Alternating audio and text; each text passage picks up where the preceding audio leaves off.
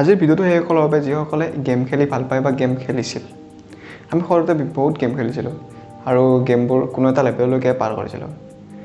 সেই গেমবোৰ ক'ত শেষ হ'ব, তাৰ এণ্ডিং পইণ্ট কি, এই সকলোবোৰ মোৰ বহুতৰ বাবে ৰহস্য। সেইটোৰ বিষয়ে আপুনি যদি বহুতক সোধে তেতিয়াও আপুনি নাজানিব যে এই কিছুমান গেম ক'ত শেষ হ'ব, তাৰ এণ্ডিং কি। গতিকে আজি এনেকুৱা কিছুমান গেমৰ বিষয়ে কিছুমান গেমৰ এনেকুৱা এণ্ডিঙৰ বিষয়ে কথা পাতিম, যিটো গেম হয়তো আপুনি কেতিয়াবা নহয় কেতিয়াবা খেলিছিল, কিন্তু তাৰ এণ্ডিং, তাৰ শেষ ক'ত হ'ব তাৰ বিষয়ে হয়তো আমাৰ বহুতেই নাজানে। এইটো এটা ৰহস্য। গতিকে ভিডিঅ'টো স্কিপ নকৰা শেষলৈ চাই থাকক। ফ্লেপি বাৰ্ড, বহুতে চাগে এইটো গেম খেলিছে আৰু কিবা লেভেললৈকে যায়, তাৰ পৰা আগবাঢ়িব নোৱাৰে। এই গেমটো ডিজাইন কৰিছিল ফেইট নামৰ এজন গেম ডিজাইনাৰ ডেনি য়েমেনে। এই গেমটোত টোটেল 50 মিলিয়নতকৈও বেছি ডাউনলোড আছে প্লে ষ্টৰত। গেমটোৰ ৰুল এনেই সাধাৰণ যে আপুনি স্ক্ৰীনখনত টাচ কৰিব লাগে, তেতিয়া আপোনাৰ চৰাইটো এনে ওপৰলৈ যায় আৰু সেনেকৈ আপুনি পাৰ কৰিব লাগে, আপোনাৰ অবষ্টেকলবোৰ পাৰ কৰিব লাগে।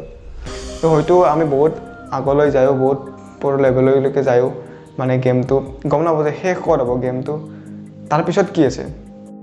বহুত মানুহে কোৱা মতে এই গেমটোৰ কোনো এণ্ডিং নাই, কোনো শেষ পইণ্ট নাই, যে আপুনি যিমান খেলে এনেকুৱা অবষ্টেকল পাই গৈ থাকিব আপুনি।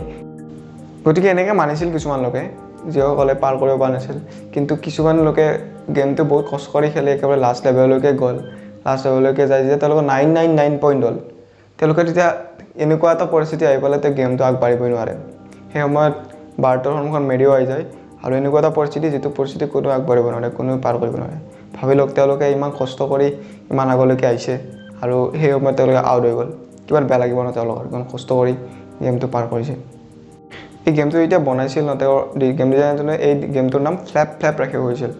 কিন্তু ফ্লেপ নামেদি আগতে আৰু এটা গেম আছিল, সেইবাবে তেওঁ গেমটোৰ নাম ফ্লেপি বাৰ্ড ৰাখিলে। পেকমেন, এইটো গেম চাগে বহুতেই জানে, বহুতে খেলিও পাইছে। এই গেমটো 1980 চনত লঞ্চ হৈছিল। জাপানীজ গেম কোম্পানী নেমকোৱে ইয়াক লঞ্চ কৰিছিল।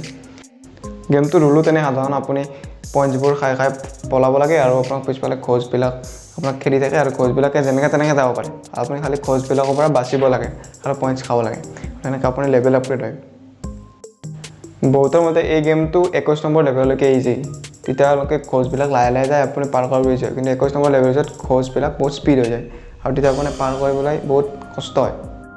কিন্তু কোৱা হয় যে এই গেমটোত 255টা লেভেল আছে, তো 55 লেভেলছ আছে আৰু ইমান দূৰলৈকে যোৱা যাৰ তাৰ কাৰণে সাধ্য নহয়। কিন্তু এবাৰ এই গেমটোৰ এক্সপাৰ্ট প্লেয়াৰ বিলি মিটচেল, তেওঁ এবাৰ ইমান ভাল কষ্ট কৰি ইমান লেভেল পালেগৈ, 255 লেভেল পালেগৈ। 255 লেভেল পাৰ কৰি তেওঁ যে 256 লেভেল পালে, 256 লেভেল পাওঁতে তেওঁ দেখিলে যে গেমটোত কিছুমান মিষ্টেক আছে। মানে প্ৰগ্ৰেমিং কোডিং বনাওঁতে তেওঁলোকে মিষ্টেক কৰিছিল, যে গেমটোৰ এফালে গেম চলি থাকে আৰু এফালে আখৰবোৰ আহি থাকে।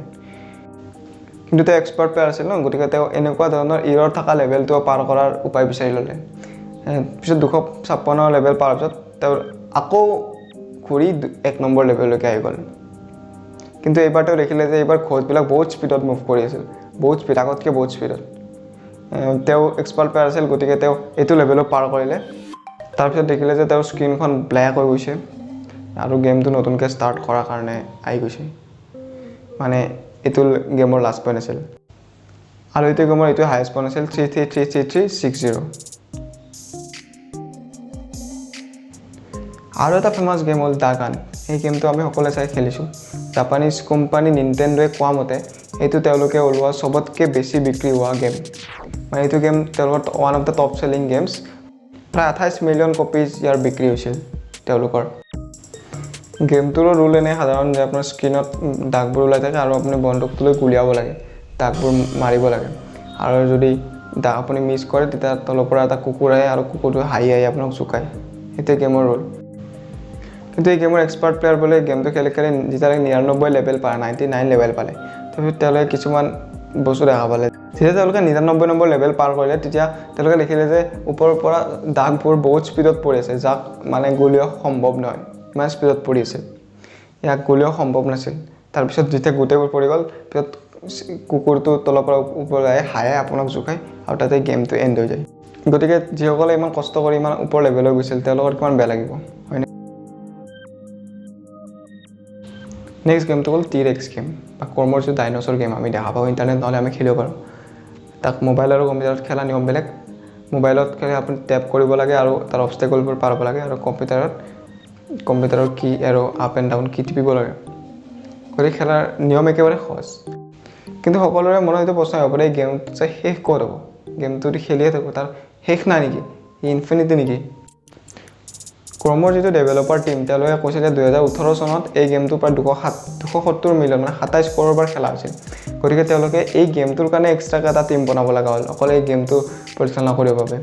তেওঁলোকে কোৱা মতে এই গেমটো তেওঁলোকে এনেকৈ কোড কৰিছে, এনেকৈ বনাইছে যে এই গেমটো যদি আপোনালোকে খেলি থাকে ন, ইমানবাৰ খেলা যাব যে আপুনি কণ্টিনিউৱাছলি খেলিলে প্ৰায় 17 মিলিয়ন বছৰ লাগিব, মানে 1.7 কৰোৰ বছৰ লাগিব এইটো গেম শেষ কৰিবৰ কাৰণে ক্ৰমৰ ডেভেলপাৰে কোৱা মতে।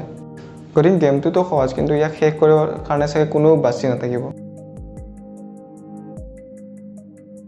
কণ্ট্ৰা সেইটো গেমো চাগে বহুতে খেলিছে আৰু কিছুমান লেভেল পাৰ হৈ যোৱাৰ পিছত গেমটো বহুত টান হৈ যায় আৰু তাৰপিছত লেভেলবোৰ পাৰ কৰিব টান হৈ যায়। গতিকে আমাৰ মনতে উৎকণ্ঠা থাকি যায় যে পিছত কি হ'ব ন, একেবাৰে গেমটো শেষ হ'লে কি হ'ব। গতিকে এই গেমটো যিসকলে খেলিছে তেওঁলোকে জানে যে এটা আইলেণ্ডত যাব লাগে আৰু গুলীয়াগুলি কৰি লেভেলবোৰ আপগ্ৰেড কৰিব লাগে।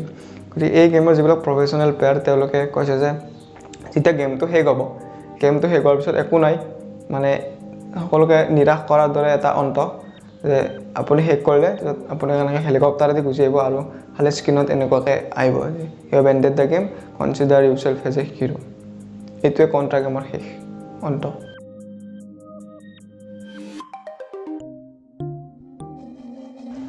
নেক্সট গেমটো হ'ল ছাবৱে ছাৰ্ফাৰ্ছ। এই গেমটো চাগে এতিয়াও বহুতে খেলে, কিন্তু এই গেমটোৰ অন্ত যিটো এণ্ডিং সেইটো বহুত আপোনাক নিৰাশ কৰিব, কাৰণ আগৰবোৰৰ দৰে এণ্ডিং নহয় ইয়াৰ। এই গেমটো আহি পেলাই মানে বহুত ফেমাছ হৈ গৈছিল, বহুত কম দিনৰ ভিতৰত ফেমাছ হৈ গৈছিল। আৰু এই গেমটো ওলোৱাৰ 1 বছৰ পিছতে এটা গেম ওলাইছিল যিটো নাম আছিল টেম্পল ৰান। আৰু এই দুটা গেম এনেকুৱা ৰানিং গেম যি দুটা বহুত ফেমাছ হৈছিল আৰু বহুত কোম্পানীয়ে বহুত এনেকুৱা ইহঁতক কপি কৰি এনেকুৱা ধৰণৰ গেম উলিয়াব চেষ্টা কৰিলে, কিন্তু কোনো গেমেই এই দুটা গেমৰ দৰে ছাবৱে ছাৰ্ফাৰ্ছ আৰু টেম্পল ৰানৰ দৰে ফেমাছ নহ'ল। চাওক, আপোনাৰ মোবাইলত এটা লিমিটলৈকে মেমৰি ষ্ট'ৰ হ'ব পাৰে, মানে এটা লিমিটলৈকে আপোনাৰ ডাটা ষ্ট'ৰ হ'ব পাৰে তাতে। তাৰপিছত আপুনি কোনো মোবাইলতে আনলিমিটেড ডাটা ষ্ট'ৰ নহয়, এটা লিমিটলৈকে ডাটা ষ্ট'ৰ হ'ব, কাৰণ মেমৰি লিমিটেড। এতিয়া এই গেমটো ডেভেলপাৰসকলৰ মতে এই গেমটো এণ্ডলেছ, মানে আপুনি খেলি যাওক কেতিয়াও শেষ নহয়।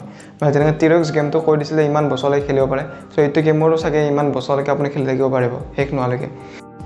কিন্তু তাতে কথা আহি পৰে মেমৰিৰ। কিন্তু আপুনি যেতিয়া এই গেমটো খেলি যাব ন, আপোনাৰো এটা লিমিটেড মেমৰি, গতিকে আপুনি কেতিয়াও এণ্ডলেছ কৰি খেলিব নোৱাৰে। আপুনি এটা সময়ত যাই আপোনাৰ গেমটো নিজে ষ্টপ হৈ যাব, কাৰণ আপোনাৰ মোবাইলতো ইমান এণ্ডলেছ মেমৰি নাই, আপোনাৰ মোবাইলত ইনফিনিট মেমৰি নাই। গতিকে এই গেমটোৰ অন্ত বহুত নিৰাশাজনক। গতিকে আজি ভিডিঅ'টো কেনেকৈ জনাব আৰু কমেণ্টত জনাব আপোনাৰ সৰুকালত আপোনাৰ কোনটো গেম ফেভাৰিট আছিল। আৰু ভাল লাগিলে ভিডিঅ'টো লাইক কৰিব, বেয়া লাগিলে ডিছলাইক কৰিব। আৰু আপুনি যদি চেনেলত নতুন, চেনেল ছাবস্ক্ৰাইব কৰিব। Thank you so' much.